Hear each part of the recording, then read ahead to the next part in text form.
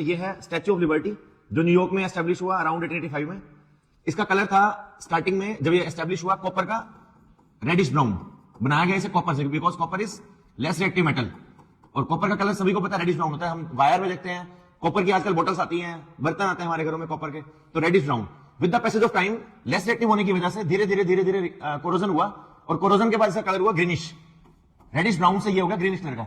तो आज न्यूयॉर्क में ये ग्रीन कलर का है, बट जब एस्टेब्लिश हुआ तो उस टाइम रेडिश ब्राउन था। तो इस बात से हमें केमिस्ट्री के किसी क्वेश्चन में क्लू मिलेगा।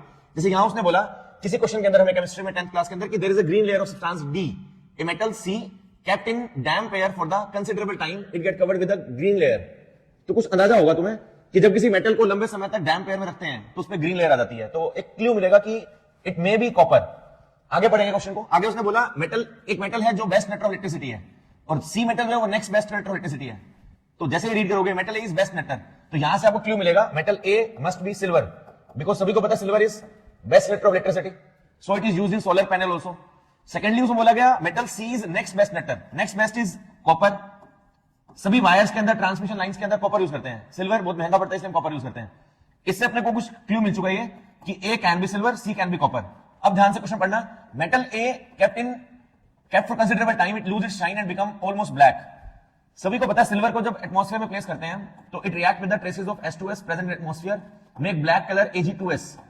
जैसे आप लोगों ने ऑब्जर्व किया होगा सिल्वर की आपके पास कोई रिंग होगी, कोई कड़ा होगा, कोई चेन होगी, with the passage of time that turns black. तो सिल्वर ब्लैक होने की वजह होती है Ag2S का फॉर्मेशन, ये ब्लैक कलर का होता है।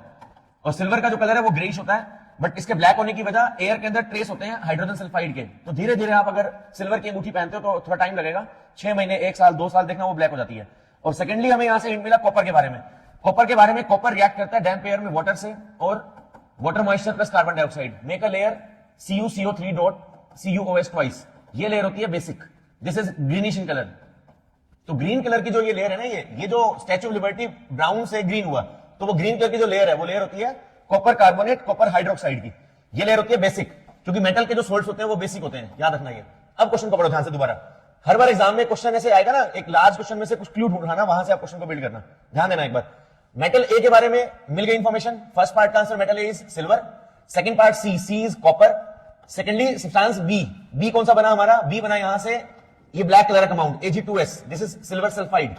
Substance D is copper carbonate dot copper hydroxide जो ग्रीन कलर का होता है। And last one is what type of chemical can be used to remove the green layer. अब ये जो ग्रीन लेयर बनी है अगर इसे कभी रिमूव करना हो तो कैसे करेंगे?